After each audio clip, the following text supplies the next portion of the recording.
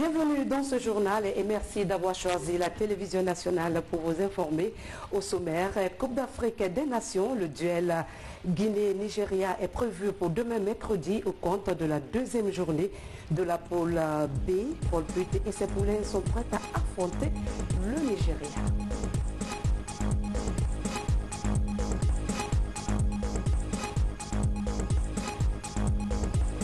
Et puis le président de la République mesure avec importance les aspects sociaux de base. François Alpha Condé met en marche le développement social à travers la création de l'Agence nationale de financement des collectivités chargée de la construction des infrastructures. Également dans ce journal, à la finale de la compétition d'épellation des mots, l'événement a regroupé plusieurs établissements scolaires dans l'optique de promouvoir l'excellence en milieu scolaire. Mesdames et messieurs, bonsoir et bienvenue dans ce journal. C'est parti pour 30 minutes d'information. On ouvre sur une page noire. Abdrahman Baba Bari, ancien maire de la commune de Kaloum, n'est plus. Le président de la République a pris part à la levée de corps de Baba Bari, qui a servi pendant 7 ans la commune et qui abrite la cité administrative. Stanasi Keita. Ils étaient nombreux à la morgue de l'hôpital Ignace Dine, ces habitants de la capitale Conakry, pour prendre part à la levée du corps de Abdrahman Papa Bari, décédé des suites de maladie depuis le jeudi dernier. Le président de la République, François Alpha Condé, a rehaussé de sa présence cette cérémonie pour également rendre un dernier hommage bien mérité à cet ancien maire de la commune de Kaloum. Monsieur Abdrahman Papa Bari. Monsieur Abdrahman Papa Bari. Inungi languri na bakoi boro. Inungi fure na bakoi boro. Ala ragirine. Ala ragirine. Safanyi sabura. Safanyi sabura. Mangena khani. Mangena khani. Sénégal. Sénégal. Ana voyagera bagne. Ana voyagera bagne. Samaya firinsa. Samaya firinsa. Jibia sima. Jibia sima. Jimi kerina ma tongori. Jimi kerina ma tongori. Sénégal makoro wonna. Sénégal makoro wonna. Foro bokhi nara. Foro bokhi nara. Ana kone biasi ta. Biasi ta. Eska ma fira bokhi nara. Eska ma fira bokhi nama. Alko yase dandan. Alko yase dandan mani. Umbara altala makandabe. Awa kon feina. Awa kon feina. Umuna kay kolo. Umuna kay kolo. Wonnande kolo. Wonnande kolo. Alaka wa ko infiama. Alaka wa ko ibinna babe. Alaka safay makafabe. Alaka safay makafabe. Afota inagankui. Afota inagankui. Sisse binye makafuma bena. Sisse binye makafuma bena. Marigi alaka naraba. Alaka naraba be. Alaka yar masige fama. Alaka yar masige fama. Alaka hijabu fama. Alaka hijabu fama. Alaka sutra fama. Alaka sutra fama. Fami na rebare nyalari. Fami na ngubar nyagale. Hadam muna nagamba. Dam muna gamba. Imamu na rebare nyalari. Imamu na rebare nyagale. Hadam muna gamba. Hadam muna gamba. Kalum jama bare nyalari. Kalum jama bare nyagale. Ibara sewa. Ibara sewa. Hadam muna gamba. Hadam muna gamba. Parents, amis, proches et collaborateurs du défunt étaient là pour lui rendre un dernier hommage mérité. Audience au palais de la Colombe, le Premier ministre a échangé avec le secrétaire général de l'Union des conseils économiques et sociaux et institutions similaires de la francophonie. L'entretien a porté sur l'état d'avancement des travaux de l'Assemblée générale qui se tiendra en Guinée. Adi Camara nous signe ce reportage. La Guinée va abriter au mois de décembre prochain l'Assemblée générale élective de l'Union des conseils économiques et sociaux et institutions similaires de la francophonie. Événement qui va mobiliser une vingtaine de délégations à travers le monde. C'est pour discuter des sujets relatifs à la promotion des valeurs sociales et économiques des pays membres. Avant la tenue de cette assemblée, le secrétaire général de l'institution a tenu à rencontrer les autorités guinéennes. Ici, Michael Christophe échange avec le Premier ministre chef du gouvernement, Dr Ibrahima Kassory Fofana, sur la nécessité de donner à cette assemblée tout son mérite. Tous les 2 ans, la présidence change et cette année, c'est la présidence du CES de Guinée, donc le Conseil économique et social, qui va s'installer et la présidente Diallo donc, va pendant 2 ans exercer la présidence de cette association internationale. Et c'est très important pour la Guinée, bien sûr, Et pour la francophonie, le cadre international est très propice en fait à une présidence africaine. Pourquoi? Parce que vous allez avoir début octobre le CESEC de Côte d'Ivoire, donc le Conseil économique, social, environnemental et culturel, dont le président va prendre la présidence de l'Association internationale des conseils économiques et sociaux et institutions similaires. Vous avez le Maroc, dont le Conseil économique, social et environnemental va prendre la présidence de l'Union des conseils africains, du CESA, et vous avez le CES de Guinée, qui à son tour va prendre la présidence de l'UCIF. Et enfin, je terminerai par là, sur le contexte, la Tunisie prendra la prochaine présidence de la francophonie aux alentours de novembre 2020. L'Assemblée qui sera tenue en Guinée est dirigée par la Roumanie avec une présidence tournante de 2 ans. Et la Guinée en assure la première vice-présidence. Occasion pour Adja Rabiatou Siré Diallo de revenir sur les enjeux de cet événement. On est satisfait parce que pour la première fois, notre pays, la République de Guinée, va accéder à ce poste de responsabilité très important pour une période de 2 ans. Et on va se retrouver là, on aura un thème central de la Guinée. Donc c'est pour tout le peuple de Guinée, c'est pour tous les responsables, c'est pour tout le monde que ce poste va être donné à la Guinée. Et ce qui est plus remarquable aussi, c'est que de toutes ces présidences, c'est la Guinée qui va présenter une femme au niveau de cette organisation. L'Union des conseils économiques et sociaux et institutions similaires de la francophonie est née en 2004 à Ouagadougou.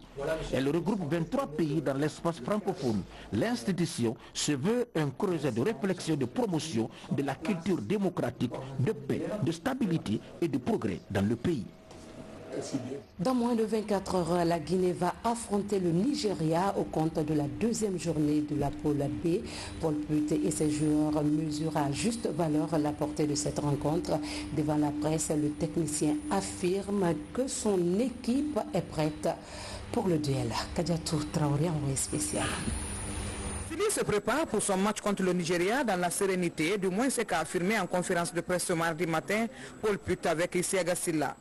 Les joueurs sont conscients de l'enjeu de cette rencontre et les 3 points sont nécessaires pour la poursuite du tournoi. Oui, nous tous, nous les joueurs, on est tous conscients. Et voilà, comme le coach vient de dire, pour ce premier match, et on a tiré des leçons par rapport à ça. Donc du coup, voilà, on n'a rien à perdre, donc il faut qu'on gagne le match contre le Nigeria.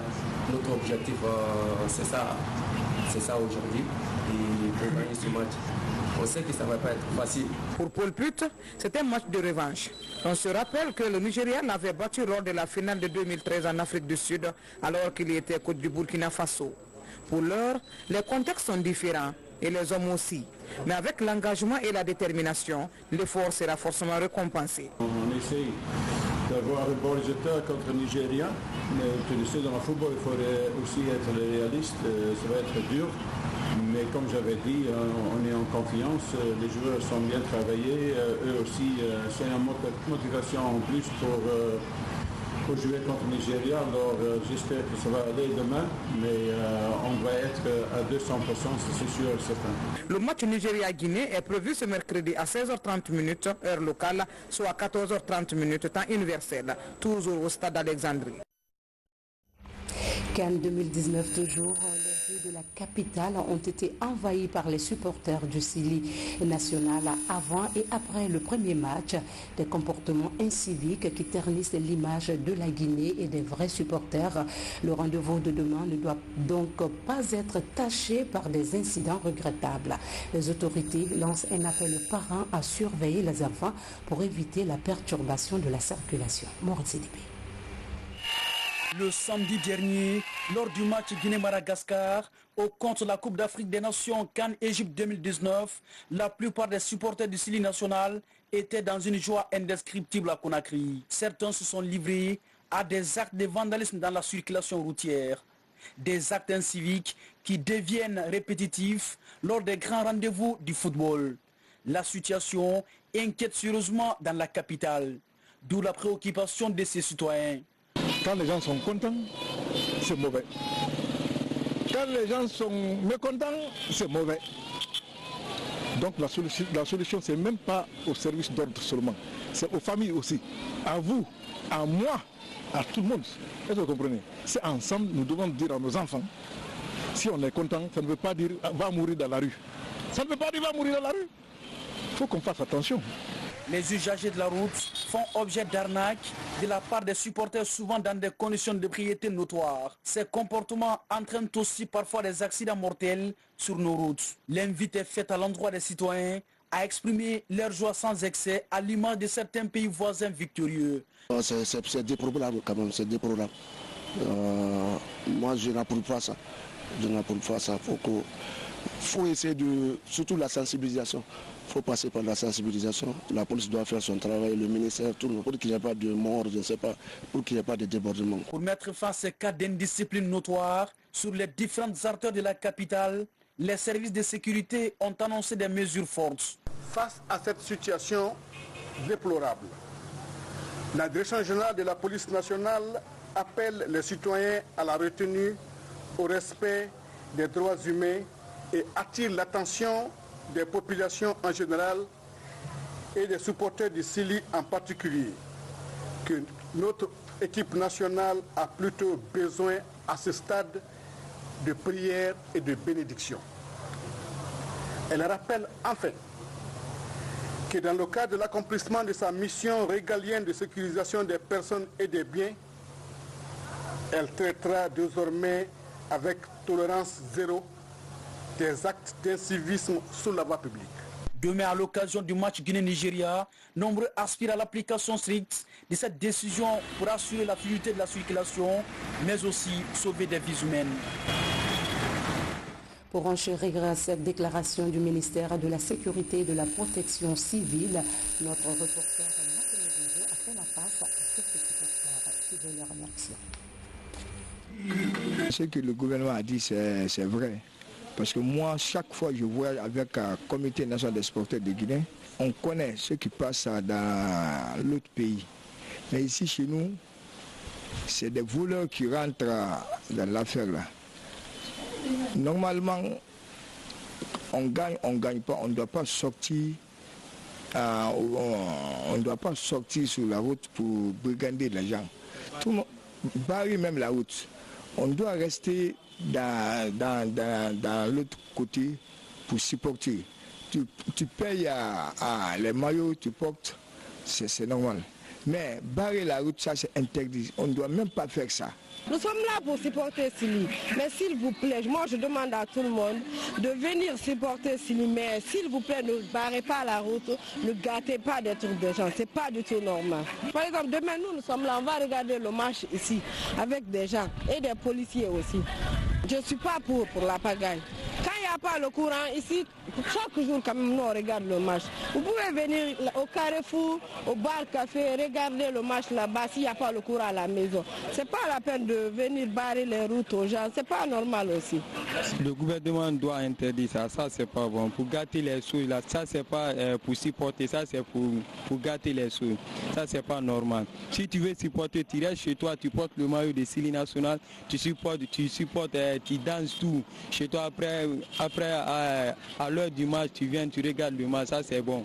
Mais pour sortir à la rue, pour gâter les choses là, ça c'est pas bon. Le gouvernement doit interdire ça. Bonne chance donc au Sili national de Guinée. Dans un autre registre, les acteurs du secteur de l'élevage étaient en conclave à Kindia. Les échanges ont porté sur la mise en place de la Confédération nationale des organisations socioprofessionnelles du secteur de l'élevage. Un bureau de 23 membres a été installé à cet effet. Sarah Maratono, reportage.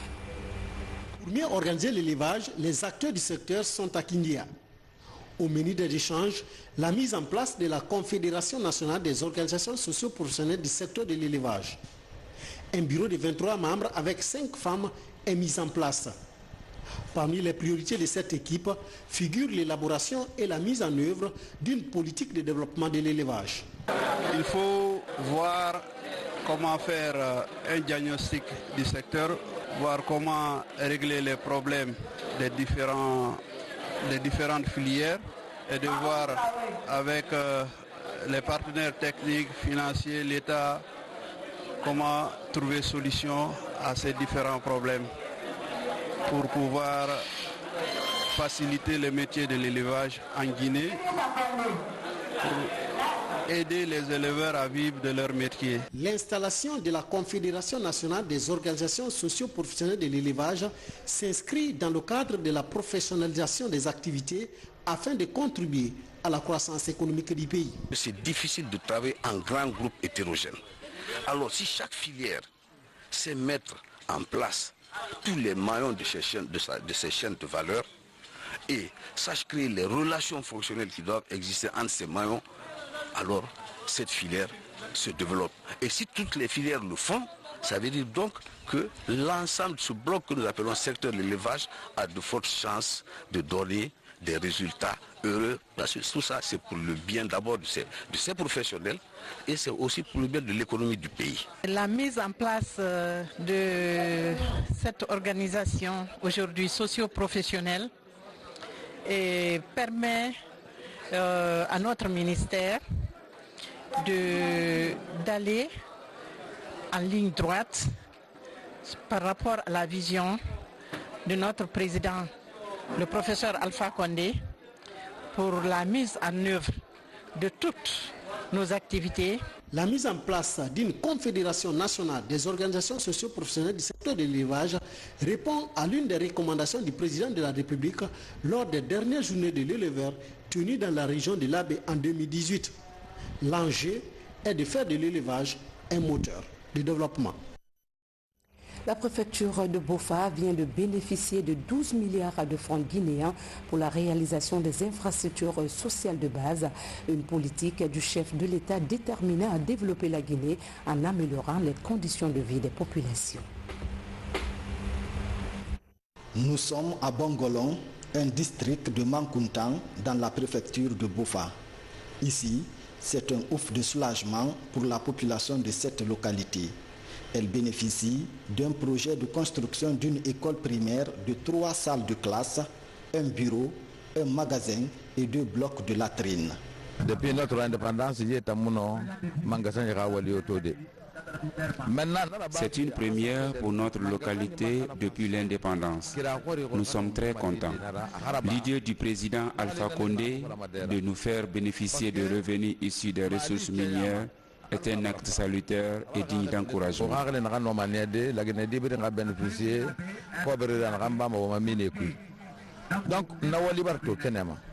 À l'image du district de Bongolon, la sous-préfecture de Doupourou manifeste sa joie.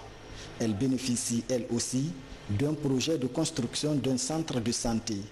La préfecture de Bofa bénéficie d'un financement à hauteur de 12 milliards de francs guinéens pour le développement de ces 7 communes rurales.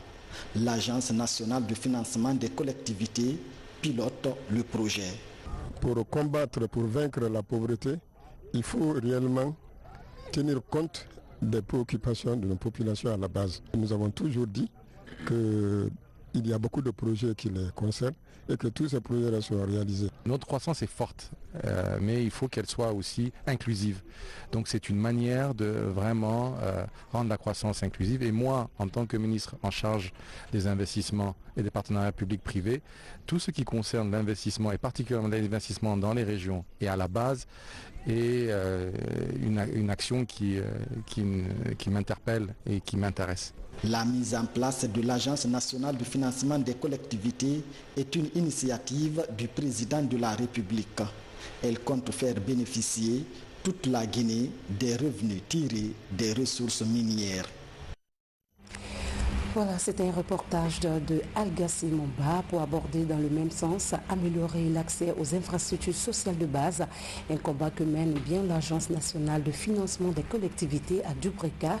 L'approche du développement se fait sentir au sein des communautés qui viennent de bénéficier d'un poste de santé et des marchés modernes.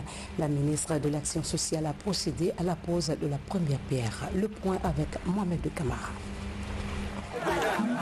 Cette pose de la première pierre du tout premier poste de santé du district de Kalehouré lance les travaux de réalisation des infrastructures sociales de base dans la préfecture de Dubreka.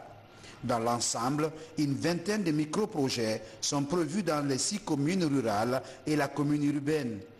Ces actions sont financées par l'État à travers l'Agence nationale de financement des collectivités à hauteur de 12 milliards de francs guinéens. Au niveau de la commune urbaine, il y a la réhabilitation de 5 km de route, c'est-à-dire Néguéa et la commune urbaine. Ensuite, il y a la construction d'un centre de santé moderne dans un quartier qu'on appelle Kagbelim Plateau. Ensuite, là où nous sommes aujourd'hui, c'est-à-dire la CR de Horira, il y a 2 infrastructures qui sont prévues. Le but visé est que la communauté elle-même soit acteur principal de la réalisation de ces actions dans le cadre du développement. Aujourd'hui, nous sommes à une phase qu'on appelle l'amorçation du développement. Donc si ce gouvernement et le président de la République nous facilitent ce développement à la base, vraiment je suis comblé de joie.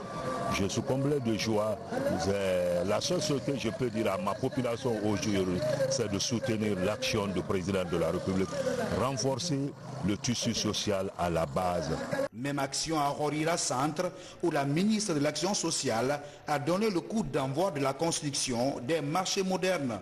Toutes ces réalisations visent l'amélioration des conditions de vie des populations. L'ANAFIC s'intègre dans le cadre de la vision de Monsieur le Président de la République pour la construction d'une Guinée débarrassée de la pauvreté, de la marginalisation, de l'exclusion. Alors pour cela, c'est un projet qui a été tout un programme qui est aujourd'hui en train d'être mis en œuvre. Alors 15% de ces recettes minières sont allouées aux communautés pour pouvoir réaliser des infrastructures de base. Et comme vous le voyez, les braves dames de Horira sont contentes. Elles sont heureuses. Ces actions de développement local initiées par l'État sont déjà en marche dans la commune rurale de Horira, où un collège flambant neuf de 3 classes a été inauguré par la délégation gouvernementale. Des actions que les populations accueillent avec joie. Et puis cette approche prouve son efficacité dans d'autres régions. À Kolentin, dans la préfecture de Kindia, l'Agence nationale de financement des infrastructures comble le manque de prestations de services à travers la construction des marchés modernes. C'est le ministre d'État des Transports et son homologue de l'énergie qui ont procédé au lancement des travaux. Yaya Sila. L'une des 45 communes rurales de la préfecture de Kindia.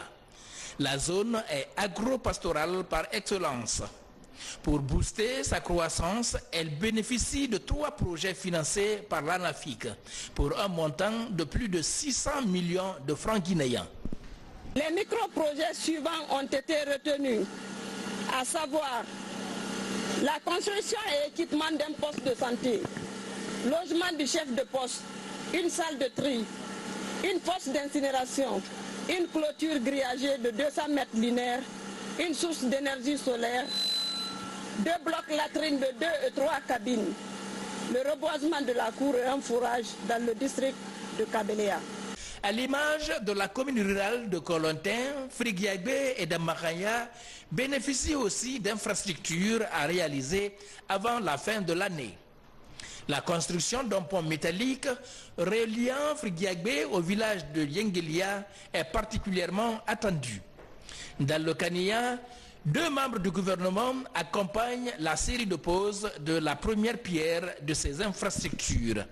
L'autorité préfectorale salue l'initiative présidentielle. Qu'il s'agisse de la construction des salles de classe ou des postes de santé ou des centres de santé ou la construction du pont ou réaliser les forages, ça c'est le besoin qui sont valablement exprimés par nos collectivités. Et en ces moments-là, avant 2019, les moyens financiers n'étaient pas là garantis.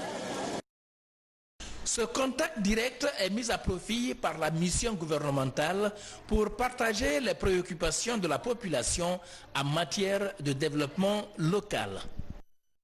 Autre aspect de l'actualité, quelle constitution pour la Guinée? Les intellectuels en ont fait un débat à l'ISAV de Farana. Plusieurs enseignants et étudiants ont rehaussé le niveau du débat. Bernard Tonguino. Des sciences agronomiques et vétérinaires de Farana, le débat sur la Constitution intéresse étudiants et enseignants. Dans un amphithéâtre qui a refoulé du monde, tous assistent à l'exposé sur les textes de loi et les enjeux d'un changement constitutionnel en Guinée. Avant que le débat ne soit récupéré par la rue, il faut que le débat soit universitaire, soit intellectuel, pour permettre aux uns et aux autres de comprendre la Constitution, de comprendre le fonctionnement. Donc il faut expliquer. D'abord, s'il y a une nécessité de la réviser ou de la changer, c'est dans les milieux universitaires qu'on trouve déjà cette opportunité. C'est pourquoi nous avons voulu élargir de Conakry jusqu'à l'intérieur du pays cette opération. Le présent débat a permis d'éclairer la lanterne de l'auditoire universitaire. Étudiants et enseignants s'engagent à vulgariser les notions reçues. Tout le monde parle de la Constitution, du changement de Constitution. Grâce à ce débat, j'ai compris qu'une Constitution est changeable si elle n'est pas bonne pour une population. Je compte partager la notion que j'ai reçue ici aujourd'hui avec la famille, avec mes amis de classe, avec tout le monde, pour que la population sache qu'une Constitution est changeable. À l'issue de cette conférence, il y avait des choses que je ne connaissais pas, comme quoi il y a des contradictions que j'appelle graves dans cette constitution. Lorsqu'on dit que pour être commissaire à la Cour suprême, il faut avoir l'âge de 45 ans. Donc c'est un crime contre la jeunesse. Et on sait que de la sous-région, la jeunesse guinéenne est très pertinente, est très compétitive et très dynamique. Donc je pense que réellement qu'il y a des choses contradictoires dans cette constitution et qu'on doit changer. Et la Guinée a besoin d'une nouvelle constitution. Le principe des débats sur la nouvelle constitution gagne du terrain. Au campus universitaire de Farana, personne ne veut rester à marge. Cette tournée de conférences initiée par le groupe d'enseignants-chercheurs vise à dépassionner le débat et instaurer un dialogue apaisé sur ces sujets d'actualité qui défraient la chronique à travers le pays. Guinée en bref, le résumé de l'actualité condensée qui vous parvient sous forme de télégramme dans un commentaire de Younous Atawel Kamara. Le principe de la nouvelle constitution fait débat dans la cité. Les avis divergent. Acteurs politiques, membres de la société civile et observateurs libres argumentent leur position. Et le collectif des femmes dynamiques de Guinée se veut un espace de promotion des valeurs démocratiques. En face des journalistes, les membres de cette plateforme citoyenne s'engagent à soutenir l'initiative. La Constitution reflète le vécu d'un peuple. Elle doit dès lors s'adapter aux réalités socio-politiques afin d'améliorer la gouvernance des États sur tous les plans. Au vu de ce qui précède, nous, membres du collectif des femmes dynamiques de Guinée, réclamons une nouvelle constitution répondant aux aspirations des citoyens. Nous disons encore oui pour le débat démocratique. À Kamsar, l'une des 40 communes de convergence du pays, les élus locaux et partenaires techniques et financiers se sont retrouvés pour la revue du programme d'assistance communautaire. Ces assises ont été dominées par les sujets de développement local et l'amélioration de la couverture sanitaire à Kamsar. Dans le plan de travail de l'UNICEF, ils ont des périodicités pour procéder à une évaluation de leur projet. La revue, ce n'est rien d'autre que voir, d'abord voilà ce que j'avais décidé, qu'est-ce qui est fait en fonction de ma décision, quels sont les objectifs qui sont atteints et ceux qui ne sont pas atteints, pourquoi ils ne sont pas atteints, et revoir ça, corriger pour relancer.